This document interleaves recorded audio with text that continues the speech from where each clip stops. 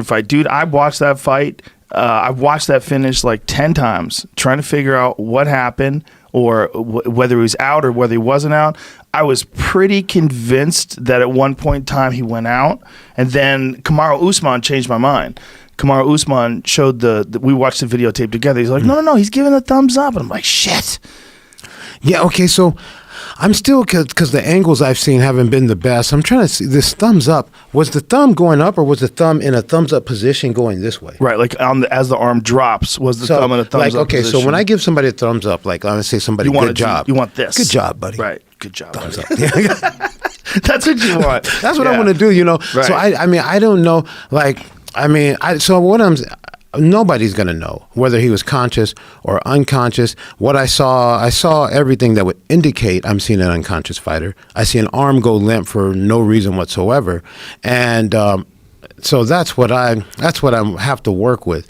Because that's what, we don't know what someone's feeling or whatever. We just see if they're doing something that doesn't make sense and you see an arm go limp at that time, you're going to assume that the person's unconscious. We assumed it. Yeah. As the broadcast team. I can hear you guys. And that I'm supposed to do certain things. And so here's the thing with that choke. When I'm refereeing fights, there's some times where, some positions are anxiety. Like, you see two guys going after leg locks. You see a noodle mess of legs, and you're going to have to help one guy out and figure out who's tapping and make sure you're on the right arm. When I see some chokes, a rear naked choke, especially the guy in the back face up, I take a sigh of relief. My job just got so much easier. This guy, it's not like he's going to go out and then a second take some extreme amount of damage. He may go out, I'll have a second to make sure, not even a second, a half a breath to make sure he's okay. And then let it go out, and he's not going to take any other damage. A bulldog choke, anytime you have a choke where somebody's, where there's pressure on the neck and they're bending the C-spine backwards like that, that's a rough situation for me. So I see someone go limp, and I know that on top of it, they're no longer putting tension on their neck, and their neck is just being bent.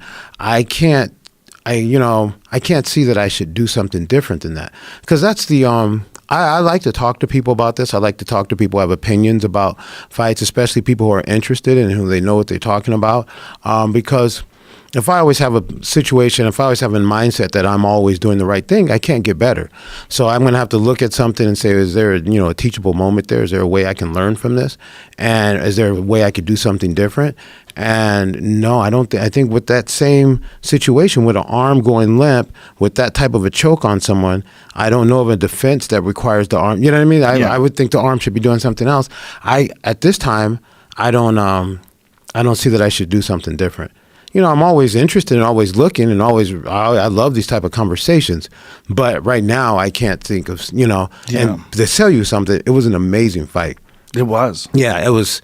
I mean, first of all, it was the first time I'd refereed Ben Askren.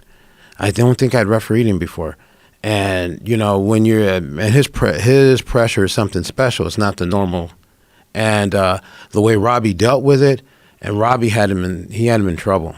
I was so close to stopping that fight. When they were on the ground? Yeah, so many times. Yeah. Robbie was hitting him with some bombs. Yeah, the amount of respect I have for those two athletes, man, it's like, so that's the thing is, we never want to see anything that could make you have a feeling that it's inconclusive. But I can't think of what else I should have done. But, especially for that fight for those two guys, you always want it. Yeah, the people to have a feeling of conclusion there. Well, when we talked about on the phone, when you brought up the damage, the possible damage to the neck with the bulldog choke, you might be cutting off nerves and you might be bending the spine in a kind of a fucked up way. Yeah. I really hadn't considered that. When I was thinking of the choke when he grabbed hold of him, I was just thinking it was a blood choke. But you're right, like the way you lean in on a bulldog choke, you lean back. Yeah. That's